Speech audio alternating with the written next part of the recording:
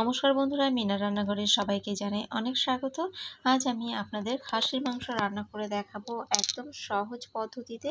আর এইভাবে রান্না করলে প্রেশার কুকারের দরকার হয় না, মাংস এমনিতেই সুন্দর নরম হয়ে যায়। তো চলুন ভিডিওটিকে স্কিপ করবেন না, স্কিপ না করে পুরো ভিডিওটি দেখার অনুরোধ রইল। তো এখানে আমি প্রথমেই মাংস নিয়ে নিয়েছি, খাসির মাংস 2 কেজি নিয়েছি। আর এখানে আলাদা আর একটা পাত্রে এখানে জল দিয়ে ভালো করে আমি মাংসটা ধুয়ে একটা পাত্রে রেখে দিচ্ছি। মাংসটা ভালো করে ধুয়ে নিতে হবে। আর এরপর মাংসটা ধোয়া হয়ে গেলে এবার মশলাটা দেখিয়ে দিচ্ছি। এখানে নিয়েছি আদা 75 গ্রাম, রসুন 75 গ্রাম আর 2টো পেঁয়াজ এভাবে কুচি করে নিয়েছি। আর এখানে একটা বড় সাইজের টমেটো আমি কুচি করে নিয়েছি। আর নিয়ে নেব এখানটায় আমি জিরে 4 চামচ মতো, আর এখানে কাঁচা লঙ্কা নিয়ে নিয়েছি কয়েকটা। আর এরপর এর ভেতরে দিয়ে দেব আমি গোলমরিচ আর ধনিয়া। গোলমরিচ আমি এটা প্যাকেটের গোলমরিচটা ব্যবহার করেছি, মানে অর্ধেকের বেশি গোলমরিচটা নিয়েছি, এতে ভালো ঝাঁঝটা হয়। আর এখানটায় আমি মশলাটাও পেস্ট করে নিয়েছি। আর অবশ্যই এর ভেতরে শুকনো লঙ্কা দিয়েছি। শুকনো লঙ্কা আপনারা আপনাদের টেস্ট অনুযায়ী দেবেন, যে যেমন ঝাল খেতে পছন্দ করেন।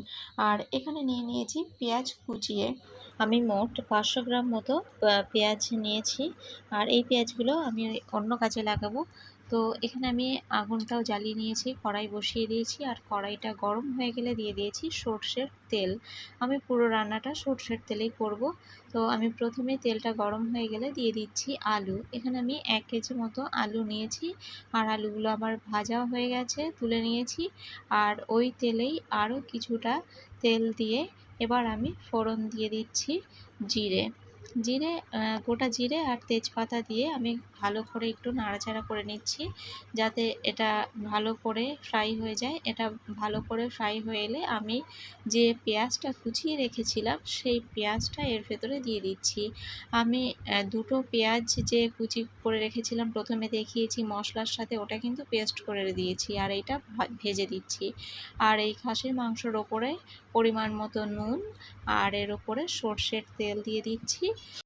আর এরপর দিয়ে দিচ্ছি হলুদ গুঁড়ো আর কয়েকটা গোটা তেজপাতা দিয়ে এবার আমি ভালো করে হাত দিয়ে এটা মেখে নিচ্ছি।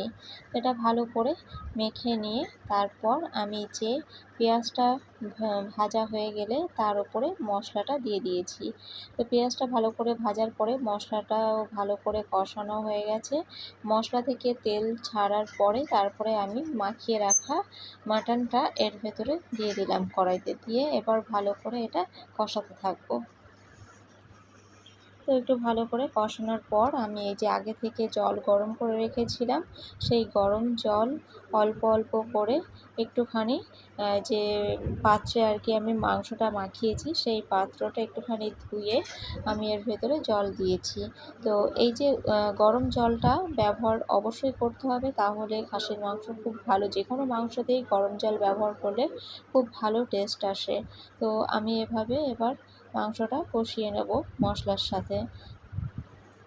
তো এখানে লক্ষ্য রাখবেন যেন মশলাটা লেগে না যায়। এটা ভালো করে কষানোর পরে এরপর যে আলুটা আমি ভেজে রেখেছিলাম সেই আলুটা দিয়ে দিচ্ছি। আলুটা দিয়ে একটু নাড়াচাড়া করে নিচ্ছি। আলুটা দিয়ে একটু নাড়াচাড়া করার পর এরপর যে গরম জলটা করে রেখেছিলাম সেই গরম জলটা এটা পুরোটাই দিয়ে দিচ্ছি। দিয়ে তারপর ভালো করে জাল করতে থাকতে হবে। তো ভালো করে জাল করার পর তারপর আমি এটা লাস্টের দিকে একটু গরম মশলার গুঁড়ো ছড়িয়ে দিচ্ছি।